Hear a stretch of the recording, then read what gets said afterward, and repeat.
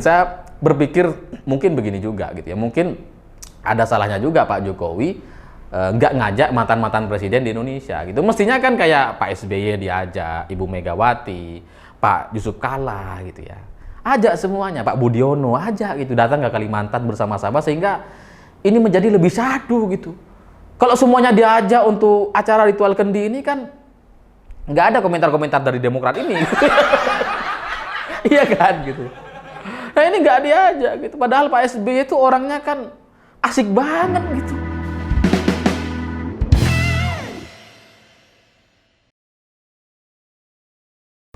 Selamat malam para mantan, selamat malam untuk semua kalian yang menghormati sebuah proses, perjuangan, dan semua niat baik. Bagi saya hari ini rasanya perasaan kita sama gitu. Rasanya merinding sekali ketika melihat prosesi ritual kendi Nusantara. Jadi ceritanya Pak Jokowi mengundang semua gubernur yang ada di Indonesia untuk datang ke Kalimantan titik nol di Nusantara dan diharapkan mereka membawa tanah dan air dari masing-masing wilayahnya. Jadi yang dari Papua bawa tanah dan air dari Papua, yang dari Bali bawa tanah dan air dari Bali, yang Jawa Timur, Jawa Tengah, Banten, Sulawesi, Kalimantan, Aceh, semuanya bawa tanah dari masing-masing wilayahnya, lalu kemudian dengan presiden gitu ya, antara gubernur dengan presiden kemudian dituangkan ke dalam sebuah kendi, tanah dan air ini gitu. Ya memang ada beberapa gubernur yang berhalangan hadir, tapi tetap saja mereka mengirimkan perwakilannya dan mengirimkan tanah dan air dari wilayahnya. Proses ini tuh kayak syahdu sekali gitu, kita jarang-jarang ya kita menyaksikan sebuah ritual adat budaya Nusantara dan itu kemudian dilakukan secara nasional gitu dengan presiden dan gubernur dari seluruh wilayah di Indonesia gitu. Rasanya tuh syahdu banget gitu. Sebuah simbol persatuan, sebuah penghargaan terhadap leluhur, terhadap adat budaya Indonesia gitu, yang coba kita pertahankan di tengah era modern seperti sekarang, di tengah era metaverse dan lain-lainnya itu gitu ya. Tapi ini kemudian ditunjukkan oleh Presiden Jokowi, ya memberi pesan kepada kita semua bahwa adat budaya ini harus kita jaga bersama-sama gitu. Bahwa kemudian ada orang yang bilang bahwa dalam agama Islam ini nggak ada. Ya mungkin emang nggak ada dalam ajaran agama Islam gitu. Tapi kan adat budaya ini ya ada di Indonesia sudah gitu. Bahwa kemudian ada orang dari luar negeri yang numpang di sini dan nggak tahu soal adat budaya kita atau tidak mengikuti adat budaya kita, ya nggak apa-apa. Tapi jangan berisik. Ini adat budaya kita gitu. Yang pengen kita lestarikan, yang pengen kita jaga bersama-sama gitu. Dan selain itu bagi saya secara ajaran agama Islam gitu, menurut saya ini bagian dari ikhtiar, upaya gitu, usaha. Karena yang namanya ikhtiar itu harus lahir batin gitu. Minta maaf aja harus lahir batin. Usaha juga sama gitu. Lahirnya ya kita berusaha, batinnya ya dengan cara berdoa. Salah satu caranya ya dengan adat budaya ini gitu. Karena dengan menuangkan tanah-tanah dari seluruh wilayah di Indonesia, ini kan seperti sebuah pesan persatuan bahwa ke depan sampai tahun 2045 nanti, ketika ibu kota ini selesai dibangun atau selesai berfungsi dengan sempurna, doa kita, harapan kita, Indonesia itu masih tetap NKRI, masih merah putih gitu. Jadi itu doa kita bersama, sehingga dengan tanah-tanah ini kita harapkan tetap bersatu. Sehingga kalau ada wilayah yang mau pecah atau mau merdeka sendiri dan sebagainya, ya harus ingat dengan prosesi ini gitu, bahwa kita sudah bersatu dan itu mustahil untuk dipisahkan lagi gitu. Pesannya seperti itu. Sementara bagi masyarakat Kalimantan, pesannya adalah mungkin ke depan kita harus tahu, saudara-saudara kita ini harus menyadari dan mengakui betul bahwa setelah ibu kota dibangun di Kalimantan, maka selanjutnya Kalimantan akan menjadi pusat pertemuan dari banyak orang dari berbagai penjuru di Indonesia. Sehingga saudara-saudara kita harus lebih welcome, lebih harus menerima kedatangan orang-orang baru yang datang ke sana gitu. Dan ya bisa berkolaborasi bersama-sama untuk memajukan negara ini. Cuma di tengah cerita-cerita syahdu soal ritual kendi Nusantara ini gitu, ada dua komentar nyinyir yang ganggu banget gitu. Kita tuh udah sedih nih, udah haru gitu, udah apa ya, merinding gitu ngelihat prosesi ini. Tiba-tiba ada orang dua nyinyir dan lucu pula. Ini kita yang lagi sahdu jadi ketawa gitu. Kampret emang orang-orang ini. Dan itu disampaikan oleh Natalius Pigai dan Irwan dari Wakil Sekjen DPP Partai Demokrat. Jadi mari kita bahas satu persatu kelucuannya. Natalius Pigai, dia bilang bahwa Presiden Jokowi itu kan mau berkemah di sana kan, di IKN gitu. Dan menurut Natalius Pigai, yang mau berkemah dari sekian banyak gubernur, cuma 5 orang, 5 gubernur. Seolah-olah dalam pikiran Natalius Pigai, Presiden Jokowi itu mengajak semua gubernur, 33 gubernur, lalu kemudian yang mau atau bersedia untuk kemah bersama Presiden, cuma 5 orang. Sehingga setelah itu Natalius Pigai menyimpulkan bahwa nanti tahun 2023 Pak Jokowi itu akan ditinggalkan, tidak lagi didengarkan. Ini kan pelintiran yang luar biasa gitu. Lucu banget gitu, karena berita soal ini itu kan kita bisa dapati di mana-mana dan kita bisa baca masing-masing gitu kan. Dan kita tahu, dengan mudahnya kita tahu bahwa faktanya Pak Jokowi itu emang cuma ngajak 5 orang ini, 5 gubernur ini, dan semuanya gubernur dari Kalimantan gitu, dari Pulau Kalimantan.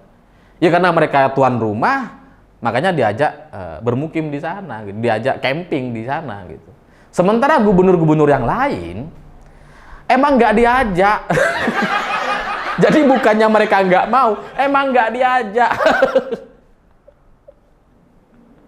Tapi Natalius Pigai mencitrakan seolah-olah Pak Jokowi ini nggak didengarkan. Padahal udah jelas tuh dari ritual Kendi Nusantara ini gitu ya. Semua gubernur itu datang. Oh ya, ada yang 6 orang nggak datang, tapi mengirimkan perwakilannya untuk datang ke Kalimantan membawa tanah dan air dari wilayahnya. Ini luar biasa sekali semangat persatuannya, cerita persatuan di Indonesia gitu. Di tengah perbedaan politik yang kita lihat belakangan ini, kita masih bisa bersatu gitu. Tiba-tiba muncul Natalius Pigai bilang seolah-olah gak ada gubernur yang mau bermukim dengan presiden. Ini lucu banget gitu. Ibaratnya orang mau ngebodohin kita, mau nipu kita, tapi kita tahu dia nipu. Rasanya kan pengen kita cekek.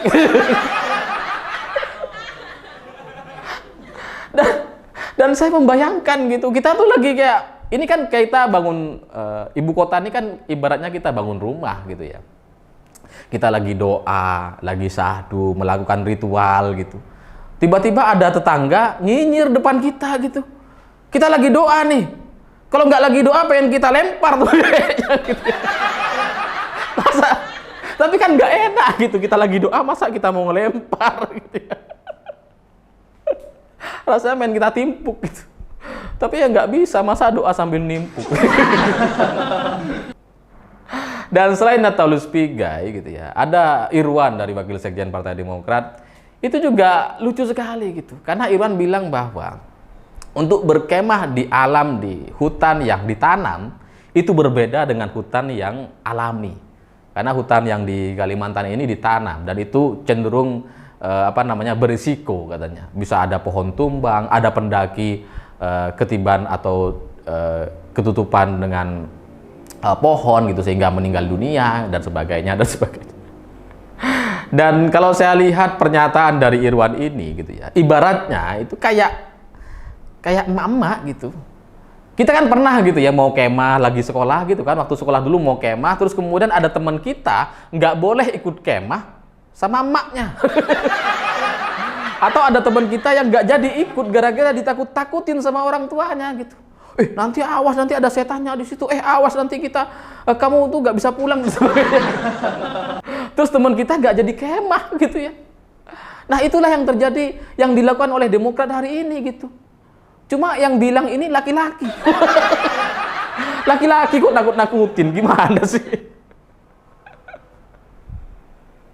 Dan yang lebih lucu lagi adalah Pak Jokowi ini kan pendaki gunung gitu. Urusan-urusan camping kayak gini, beliau dulu ketika masih muda, udah sering, udah tahu gitu ya. Camping ya kayak gini gitu. Sementara Irwan dari Partai Demokrat ini, kita kan nggak tahu dia pernah kemah atau enggak. Jangan-jangan dia nggak pernah kemah, tapi nakut-nakutin orang lain. Ya gimana? Ibas pernah kemah nggak, Ibas?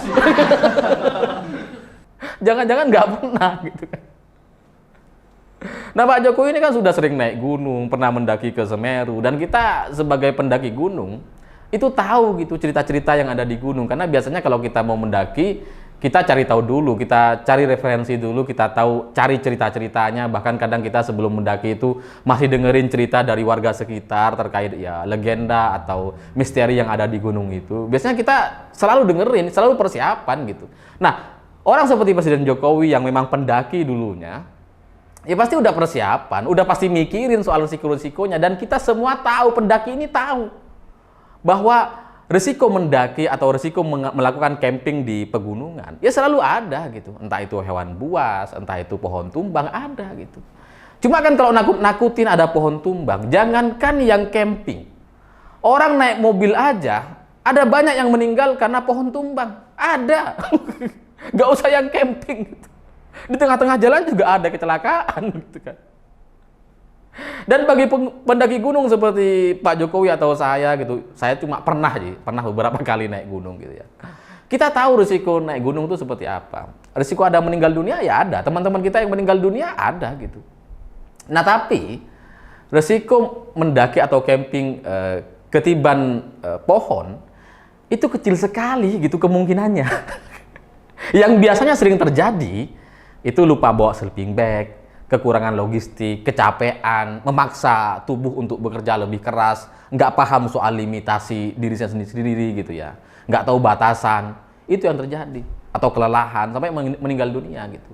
Dan buat teman-teman yang pernah mendaki Gunung Semeru, di batas vegetasi itu kan selalu ada makam tuh yang kita lewati gitu. Nah, kadang-kadang ada keluarga, ada sahabat dari orang-orang yang meninggal dunia di sana, yang dimakamkan di sana, datang tuh berkunjung ke sana. Jadi kita ketika ngelewat, emang udah paham soal risikonya. Nah, ini Partai Demokrat gitu ya. Yang ketua umumnya itu masih kita pertanyakan pernah mendaki atau enggak. Tiba-tiba anak buahnya bernama Irwan, yang kita juga nggak tahu dia pernah camping atau enggak dulunya, coba menasehatin seorang pendaki beneran. Kan lucu gitu. Orang yang nggak tahu ngedaki, ngenasehatin pendaki gunung, gimana coba? Lucu gitu. Ini kan buang-buang waktu gitu. Ya paham sih, maksudnya kan pengen nakut-nakutin gitu ya. Ya namanya resiko selalu ada gitu. Naik mobil aja ada resiko kematiannya ada. Cuma apakah setelah itu kita membatalkan dan nggak mau naik mobil lagi? Kan enggak gitu. Semua resiko itu harus kita minimalisir. Kalau kejadian soal pendaki gunung tertimpa pohon dan kemudian meninggal dunia itu kasusnya sangat-sangat minim sekali, kecil sekali. Apalagi ini kasus seorang Presiden Jokowi, seorang presiden sebuah negara di Indonesia gitu. Itu kan pasti pengamanannya jauh lebih baik dibandingkan pendaki gunung atau anak-anak pramuka. Nah, ini Partai Demokrat nakut-nakutin gitu. Kan lucu banget gitu.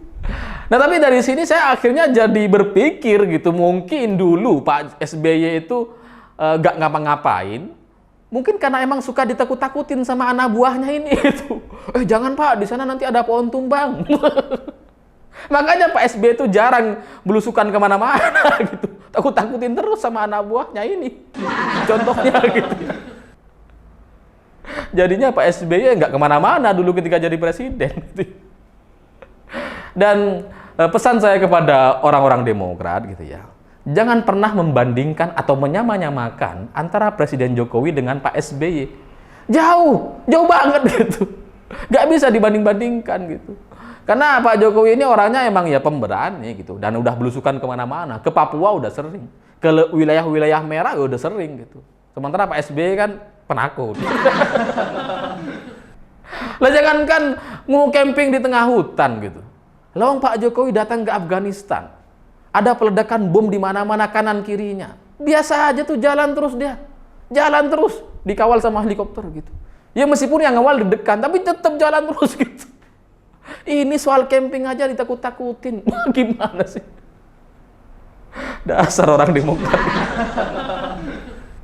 Ya tapi di sisi lain saya berpikir mungkin begini juga gitu ya. Mungkin ada salahnya juga Pak Jokowi nggak ngajak mantan-mantan presiden di Indonesia gitu. Mestinya kan kayak Pak SBY diajak, Ibu Megawati, Pak Yusuf Kalla gitu ya.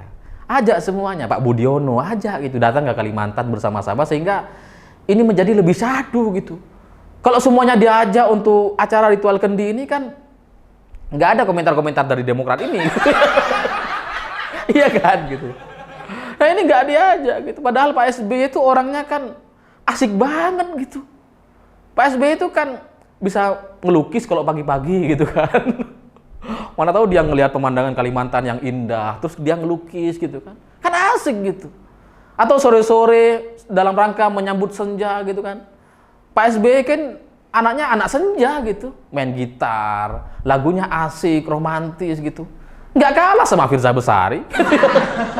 Harusnya dia ajak lah emang Pak SBY ini biar asik gitu. Dalam rangka menyambut senja. Bersama Presiden Indonesia. Wah keren gitu. Cuma Pak Jokowi ini mungkin nggak peka. Atau mungkin lebih tepatnya Pak Jokowi takut kalau mengundang Pak SBY nantinya jadi mangkrak. Ya karena kan dalam ritual adat budaya kejawen gitu atau di Indonesia itu kan kita harus menghindari aura-aura negatif. Mungkin itu alasannya Pak Jokowi nggak ngajak Pak SBY. Takut mangkrak kayak Hambalang. Padahal asik loh Pak SBY ini gitu ya. Dalam rangka menyambut senja bersama Presiden Indonesia. Wah, asik banget. Sayang nggak terjadi gitu.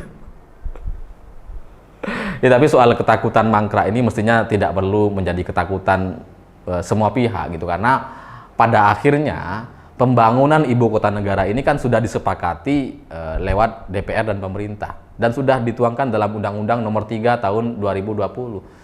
Jadi ya ini kan udah kesepakatan bersama dan siapapun presidennya setelah ini harus melanjutkan. Kalau dia nggak melanjutkan itu artinya dia melawan Undang-Undang Dasar yang sudah disepakati oleh DPR dan pemerintah gitu.